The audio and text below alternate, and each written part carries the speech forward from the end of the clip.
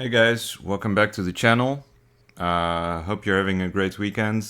Um, so today I thought I'd make a video about a deck that I've been wanting to review for a while that I hadn't gotten around to yet, and that's the Sun King deck, El Roi Sol or Le Roi Soleil by Lo Scarabeo. And you may remember me mentioning that I hate Lo Scarabeo, and this is still 100% true. But honestly, this deck is definitely an interesting case study, and it's a historical deck, so that's why I find this particularly interesting. And it's part of a series of a number of historical decks they made. Reproductions basically of older decks that apparently exist or in museums in various places somewhere, I assume. And there's a couple more that I thought I had, or they existed in my memory somewhere. I know there was one. I don't remember what it was called, but like something like the flower deck or something like that. And it's like a medieval deck that was made during the Swiss wars. And apparently there was such a thing as the Swiss wars. And I'm not exactly sure what they refer to, because obviously the Swiss, they played a big part in the 100 Years' War, I want to say, but I'm not exactly sure. But obviously, we do know that the Swiss were mercenaries and that they went to war for various European nations, but they also fought in the 30 Years' War. But obviously, in the 30 Years' War, they had already kind of fallen out of favor. And they were replaced by the Reichsläufer, the German mercenaries,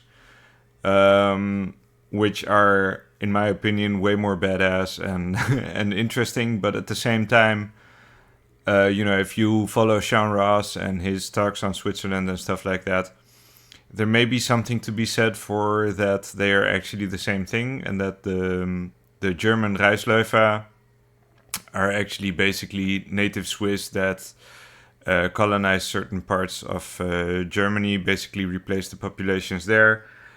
He claims that they replaced the Palatines, and on which I've done a talk on the Palatines before, and some other areas at any rate, in all across Europe, honestly. But so that's not what this is going to be about. And honestly, I mean, the funny thing is, when I went to Holland to visit my friend, he turned out to have that deck. So that's probably where I had seen it, or maybe he got it from me when I moved from there or something like that. But I don't even remember how I got this deck. It might be from him, or it might. I just don't remember. But for some reason, I had this deck, and I always found it kind of interesting. I don't really use it because it's not. It's not very practical. It doesn't work for games very well, and the cardstock honestly is kind of crap. It's very stiff and just very stiff and just very cardboardy. But so there's some interesting information on here. So at any rate, this deck was made by, what was his name again? Stefano della Bella. By an Italian artist at the request of Cardinal Richelieu, I think.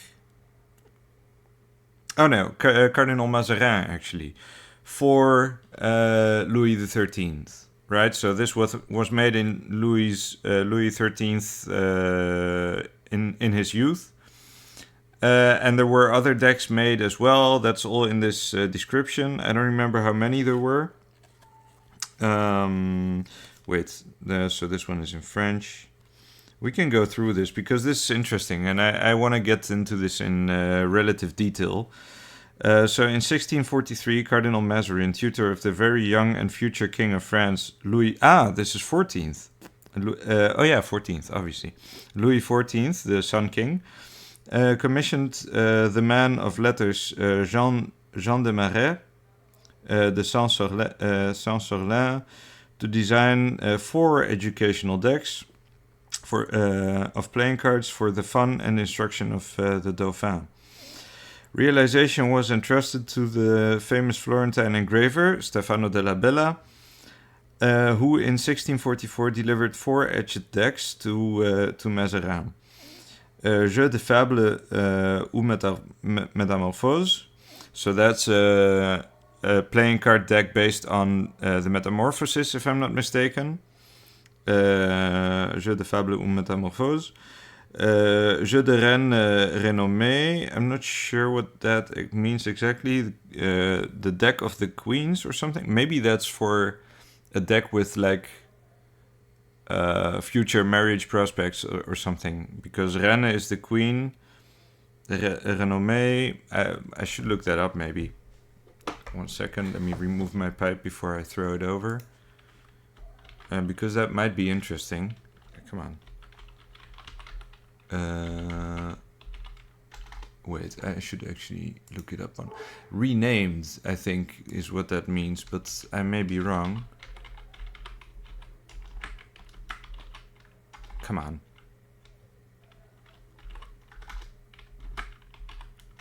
Oh, come on.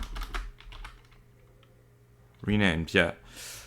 Of the renamed queens. I don't know what that's supposed to mean. But anyway, and then we have Carte de Roi de France, so the cards of the kings of France, so that he knows his ancestors, and Jeu de la Géographie, and so that's this one. The last deck describes the various parts of the world through allegorical figures accompanied by brief captions, and is the deck reproduced here. The suits represent knowledge of the continents. The hearts are Europe, diamonds are Africa, clubs are America, and the spades are Asia. The other decks, we don't. I don't think Lo Scarabeo has reproduced them because they reproduced other decks. And so, just to get back to the Swiss deck, I mean, I thought of asking my buddy in Holland if I could take it with me, maybe. But I decided against it because it's incomplete, actually. So the deck of flowers, if I remember correctly, that was the name. In the description, it says it actually had like 5 suits and like 4 court cards or something like that. So it was different. But they trimmed it down and made a playing card deck out of it. But it's actually useless as a playing card deck because 2 of the suits are very similar. And so they're just kind of weird, and they just kind of have these, but they have some interesting figures on them. You know, the Swiss mercenaries with their pole arms and things like that. So, but you know, maybe someday in the future I might be able to do a review of that as well. But so the reason I want to get into this deck, and the reason why I mentioned these other decks as well. I don't remember what the third deck was that because he had another one. He had 2 decks in his possession that were both Lo Scarabeo and both like these historical playing card decks. But the reason I want to get into this one, at least in particular, is because it contains some interesting information about the secret history, about the new chronology that we're studying on both on this channel and on my affiliated channels that I've appeared on with Andreas Exertus, with Rafael Comaneci, and all these lads, and Nachiketa and things like that. So, and what I find interesting is, and that's why I embarked on this study, on this research on playing cards and tarot, and how they relate to the alternative history, let's say, or speculative history, or however you want to call it. And again, I'm not a historian, and my findings like on these subjects are obviously not final. But the reason why I think this is a productive avenue, let's say, to explore like these topics, is because I feel like playing cards and tarot, obviously, and gambling and fortune telling are not taken seriously enough for the various establishments, let's say, to invest into like, you know, meddling into those affairs and trying to change like people's perceptions and things like that, because they're just these card games that are, you know, they're like a novelty basically, and most people don't really take them seriously, you know. So you tend to find like, especially in these like historical reproductions, you tend to find like things that kind of seem to have escaped this censorship project that has been going on since I'm assuming around the 17th century. And so once again, this deck is from the 17th century, and that's why you know, and the 17th century is one of my favorite like historical eras to explore and to read about, right. So like my philosophy and my historical interests basically lie in two eras, which are like the High Middle Ages from like around 800, following like the mainstream chronology, obviously from 800 AD to like maybe 1200 or 1300 maybe even, which is the era, you know, of armored knights, religious wars, holy wars, things like that, and castles, feudalism, etc. While right after, like in the 15th century, you know, right after the plague, you get like the late Middle Ages, which are a different environment altogether, because that's where like mercenary combat, you know, mercenary wars start taking over, and nobility becomes a, rather than a hereditary or like how do you say, like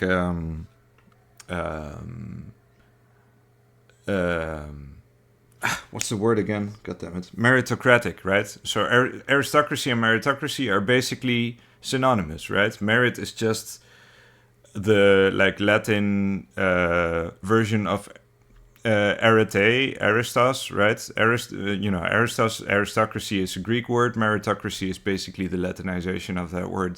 There's no difference, right? But in the High Middle Ages, you became a noble by being a great warrior, by being honorable, by being loyal and trustworthy, and things like that. So in the late Middle Ages, that became like a title you could buy, right? So if you had money, you became you could accrue titles and things like that.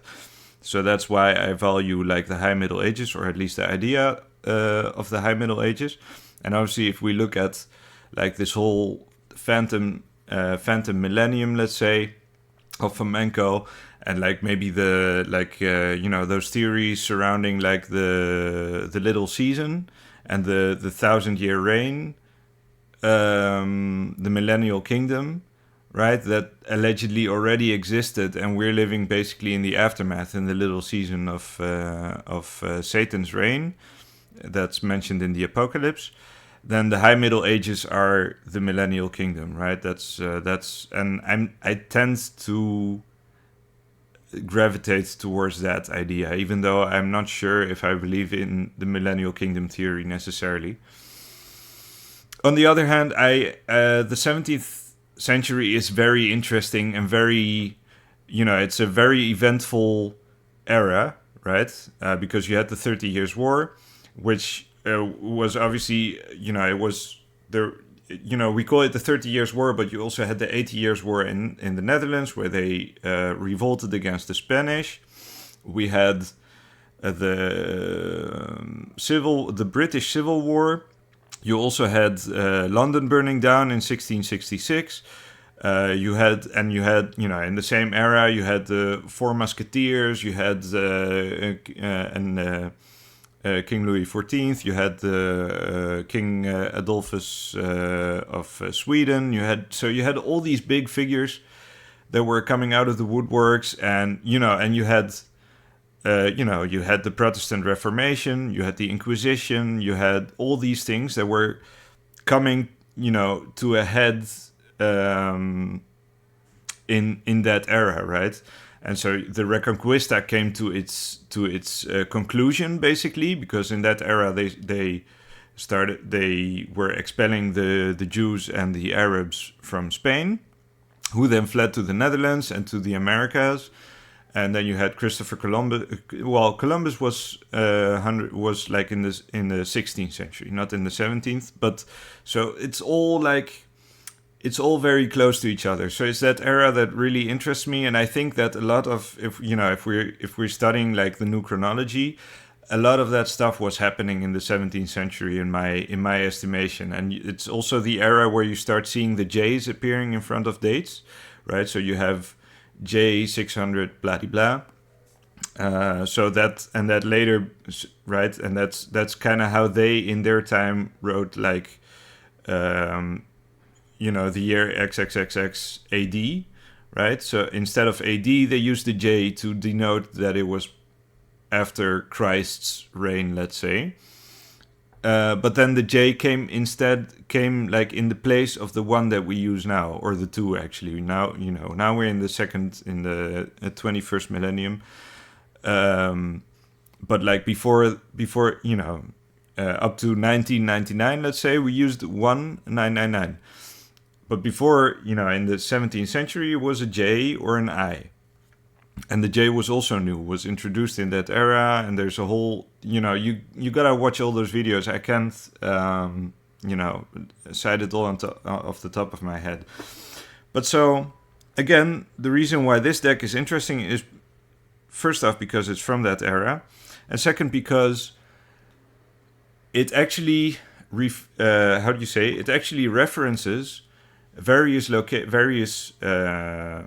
countries and locations and places that have been uncovered recently, and that have come up in various videos concerning Tartaria and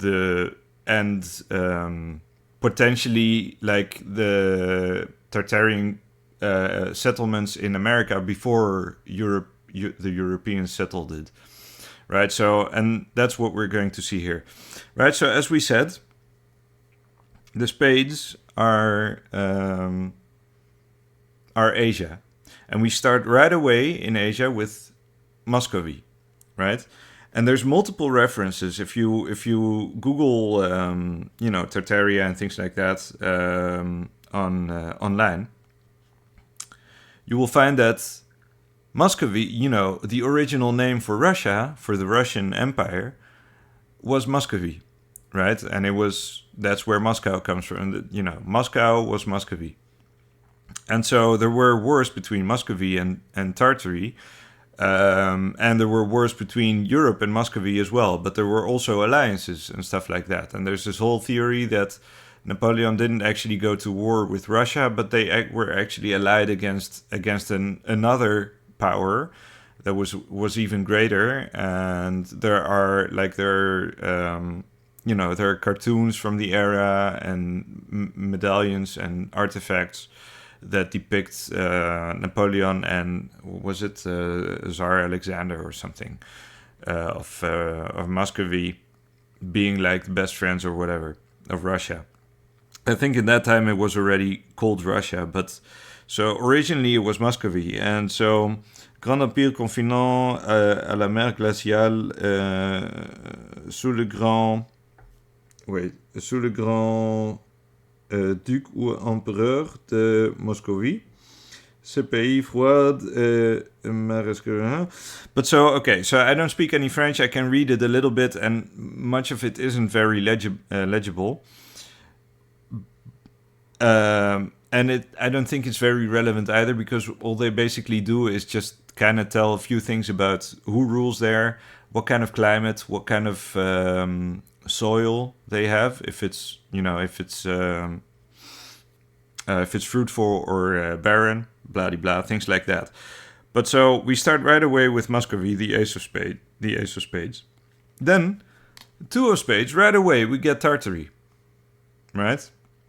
And as you can see, we see, so these people, that are depicted here, they're like symbolic representations of these nationalities, of these cultures, right? So right away we have proof, once again, and obviously if you're in this circuit of like truth seeking, blah blah of research, you're obviously already aware of this. But this is once again debunking the mainstream idea that Tartaria just refers to like this landmass and that there was no real empire of Tartaria or whatever. But so if we read this, situé entre la mer d'Orient et la glaciale, comprend la Scythie et la Sarmatie,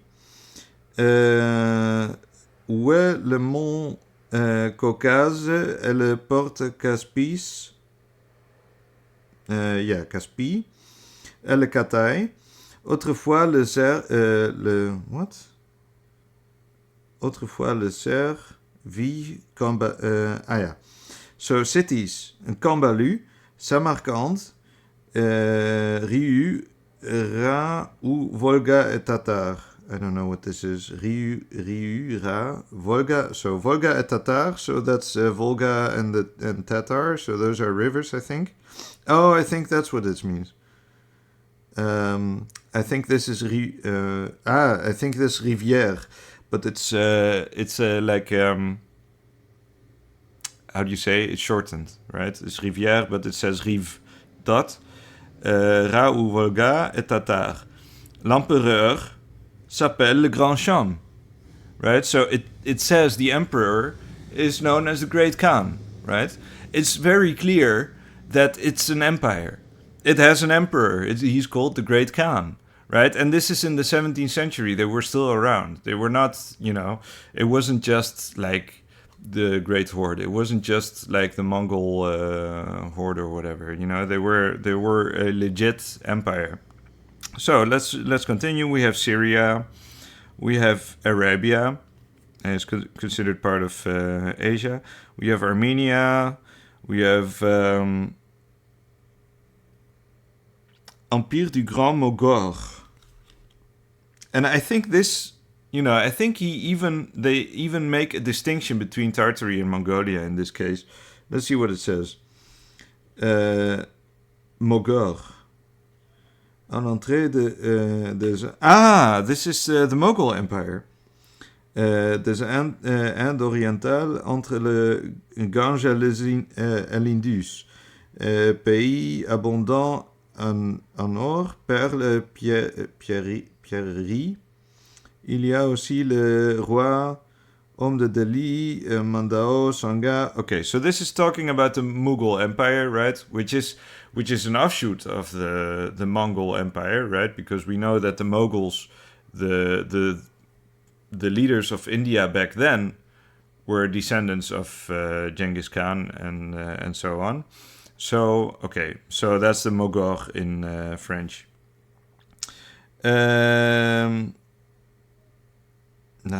Narseng. This doesn't ring a bell. This is also somewhere in India, I think. Narsin. I don't know what this is. Pegu. Royaume des Andes. Okay, so these are Indian places. Then we have China. And he did mention with Tartaria, he did mention Katai, right? And Katai is obviously, it's part of China, or an alternative name for China, but I think it's synonymous with Manchuria. I'm not sure, but Manchuria is Chinese Tartary, right? China, Sumatra, and then we have like the Jack is Persia. Which is interesting because Persia plays an important role, and it still does, right? Persia is still geopolitically a very big factor in the Middle East. So if we're talking about like current events, it's Persia, Israel, United States, and Russia, right? So those are the big players in the. So in the area, it's Russia, Persia, and Israel right now. Back then, it was Persia, Tartaria. The Ottoman Empire, perhaps. You know, Turkey, right? The Ottoman Empire is the queen of spades in this case. And then we have the king, that's Asia. So the king is then the whole continent, I suppose. La troisième partie du monde. The third of the world. And we see the elephants and the chariot. There's a bit of a strange depiction, obviously, because those are either very small elephants or a very big chariot with a very large person inside. So anyway, let's go to Europe. We're gonna skip through most of these. There's a few that I wanna highlight. So we have Sicily, we have Dalmatia. S'étend le long de la mer Adriatique. So Dalmatia is, on the Adriatic Sea, on the coast of the Adriatic. So that's, Croatia, Albania, but they will mention Albania separately as well. La Grèce, so Greece, is the Three of Hearts. Serbia. Hungary, right? Polonia, Poland. Scandi, I think, is... Yeah. So that's Scandinavia. Le pôle arctique comprend Suède, Danemark, Norvège. Suède comprend Laponie, Finland, Lituania. I have no idea how to pronounce all these things.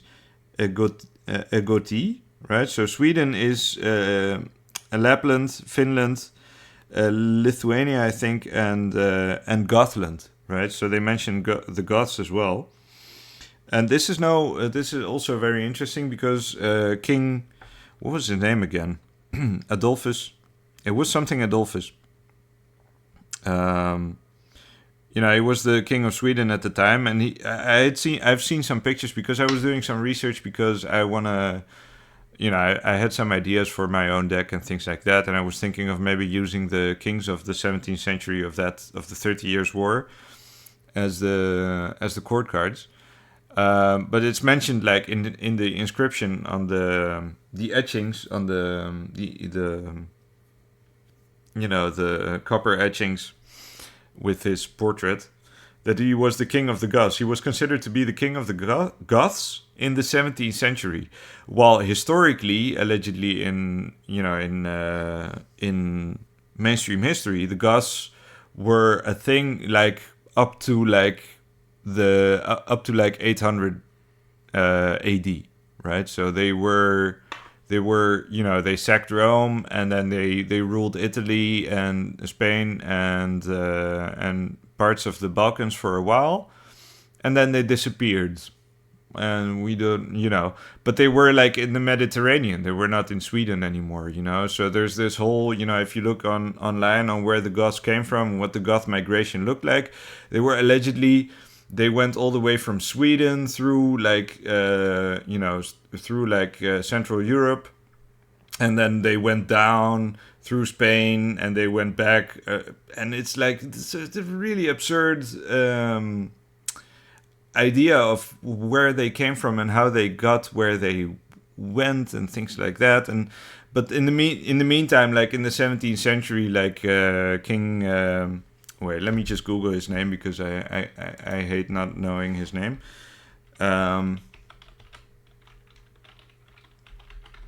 Adolphus. I keep Gustavus Adolphus. Yeah, Gustavus Adolphus of Sweden, right? He was king of the Goths, and just the and obviously, people will say that it was either anachronistic or it was like a symbolic thing or it was like a cultural thing or whatever, that they believed that they were, descended from the Goths or whatever, but they took it very seriously, he was literally the king of the Goths. So yeah, that's Scandinavia. Groot-Brittannië, Great Britain. Allemagne is Germany. Italy, España. So the Jack is Spain. The Queen is France. And obviously the king again is the whole continent of Europe, right? Then we get to Africa. So Castille d'Or. I don't remember what this is. Papillon. Oh wait, no, this is America. So this is important to because this is the these are important. So Castille d'Or. So they had a very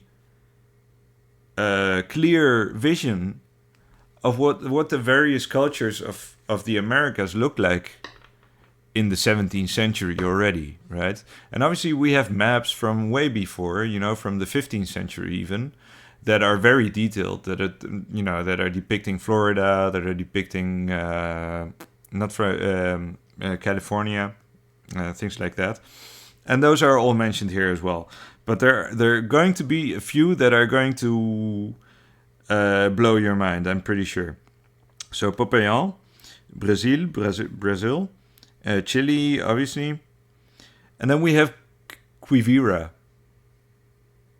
And I don't know if you've heard of Quivira, but there are videos, like Mind Wild has talked about it, right? So there are old maps where there are cities of, in the Americas long before like Europeans settled there, that are very detailed and that have depict castles and everything, So these people, like, they were living there for a long time, and they had just built this all out. And I don't remember which place Quivira is. Actually, we should look it up. Let me just do that and share my screen in a minute. Just so Quivira, right? So there is a Wikipedia page. Was a province of the ancestral Wichita people located near the Great Bend of Arkansas River in central Kansas. The exact site may be near present-day Lyon, extending northeast to Salina. A sketch of a Wichita community in the 19th century. Blah, blah. I just want to see it on the map, to be honest. Dutch cartographer.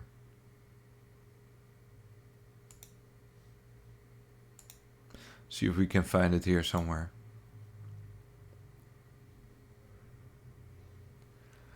Caroline, Florida. I think it should be. And obviously we have other places like that as well, like Chilaga and things like that, right? But this is something similar. Obviously, I don't know all the details now, and I'm gonna have to, do some separate research, I guess, to find that information. But let me just light my pipe here 1 second. It's been a hot second.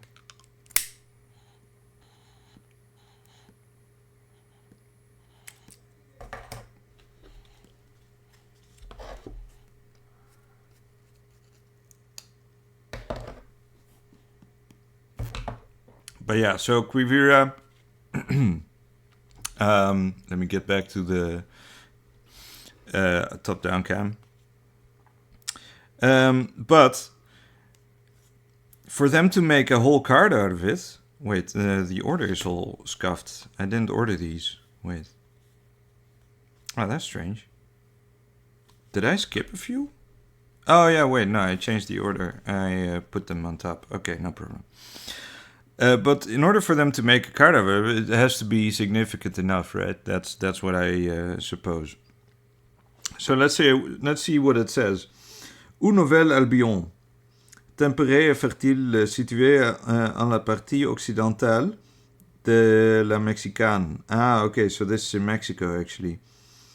Près de là est le royaume d'Amiens.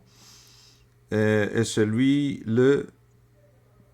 what's this? The Toba, the Econiba, Totonte, Nouvelle-Grenade et Californie. Okay, so this is So this is in the Occident. So this is to the west. So this should be around here, to be honest. Nouvelle Espagne. Sinalda. So here's California. Okay, so it should be here. Yeah. So this is California. Now it makes sense. I forgot about that. I should have prepared that, but it was like on the spot decision to make this video. But yeah, so Quivira is in California. Now I remember, because I had also watched videos by Kurimio Ahau, who talks about California and the Amazons of California and things like that. So yeah, Quivira.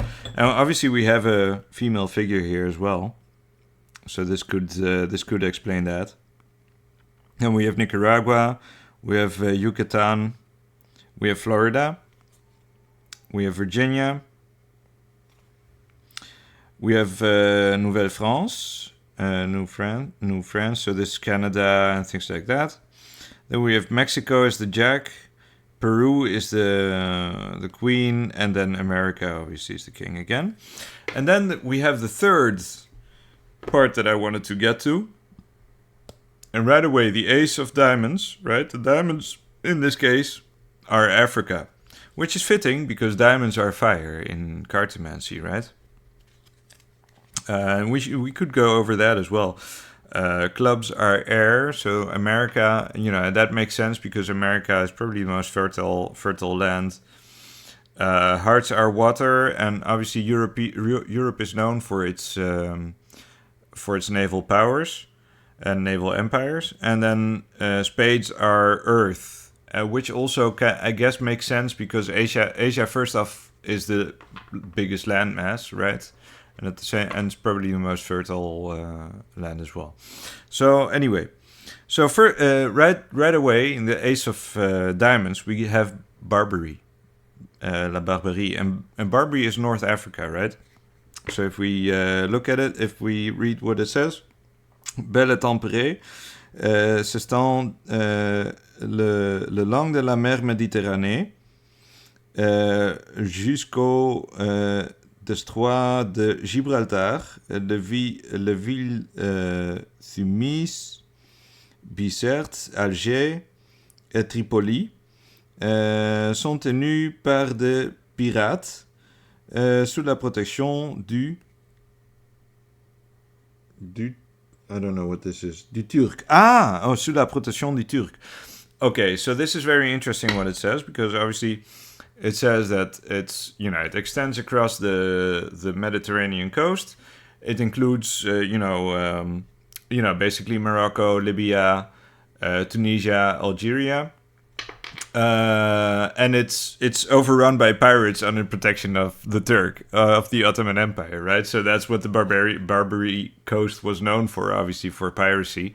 But this is interesting, right? Because once again, and I've talked about this before in previous videos, right? I think, but you have Tartaria and Barbaria, and if we take the common roots for father in various languages, they belong to either one of the two groups, right? The root either tata or papa or baba, right? So it means fatherland either way. Barbary or Tartary means fatherland, right? But Barbary in this case is the North African coast, but it relates to this whole story because obviously we had the Reconquista in Spain, so all Andalus was being emptied, was being cleansed of its Arab influence. So all these people went to the high seas, right? And a lot of them became pirates, and a lot of them fled to North Africa, and they founded basically Morocco, Libya, and things like they kind of settled there, and they kind of mixed with the Amazigh populations, with the nomads there and stuff like that, and it became kind of this thing, and they became Islamic countries slowly but surely. But these people had the same origins from Spain. So anyway, so that's Barbaria, and then we go. The rest is basically African countries: Mauritania, Numidia, Libya. Okay, so Libya has its own card. Nigritane, Congo, Zanzibar, Egypt, Arabie troglodytique, stérile désert situé le long de la mer Rouge, confine à l'Égypte, la Nubie, et près de la... qui est son royaume, sur lequel est compris celui de la... de... Pugie, I don't know what this is. So, troglodytic Arabia. I think I don't know what this means. These are antiquated names, but I think this is probably the coast in the African coast opposite to the Arabian Peninsula. I'm not exactly sure though. Mader, Monomotapa is the jack. Ethiopia is the queen. That's pretty interesting. And Africa is the king. So yeah, and then we have the two jokers, right? So yeah, that's this deck. So as you can see, what the point I'm trying to make is that King Louis XIV and Cardinal Mazarin, and the elites of 17th century France were very well aware of how the world was back in the day. Who the Tartars were, who the Muscovites were, who the barbarians, who I don't even know what to call them. The barbarians. I mean, you could call them the barbarians. I guess it doesn't matter. If the Tartars are the Tartarians, then the barbars are the barbarians. What Quivira was, and they were probably aware of Shilaga and all these other places as well, right? And Shilaga might even appear on one of the cards, to be honest. Nouvelle-France, Virginie, Floride, Yucatan. Let's see if we can find it. That would be interesting. Okay, Chile, Brazil. So it starts with South America. That's another interesting factor, and then it goes up to the north. Virginia. Let's see what cities we get here. Nuremberg, le long de la mer du Nord. Ensuite, Nuremberg, fertile depuis Virginie, blablabla. Yeah, it doesn't ring a bell. Nouvelle-France. Yeah, we only have Florida. Nicaragua, I think. Yeah, I think we can,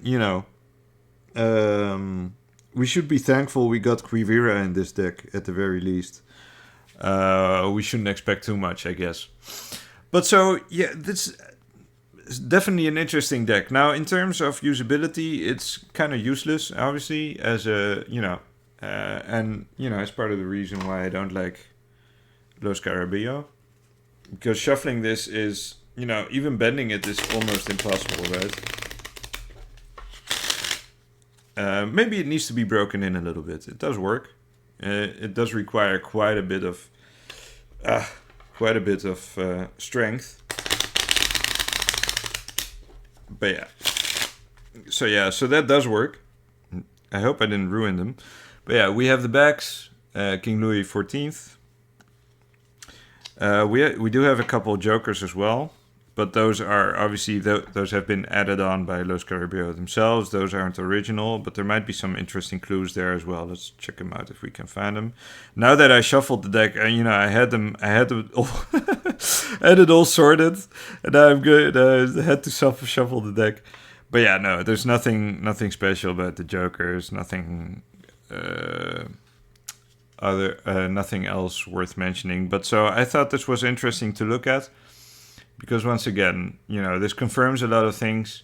If you don't know about like alternate history and about Tartaria and all that stuff and how these things are related, obviously this deck doesn't talk about how these kingdoms relate to each other, right?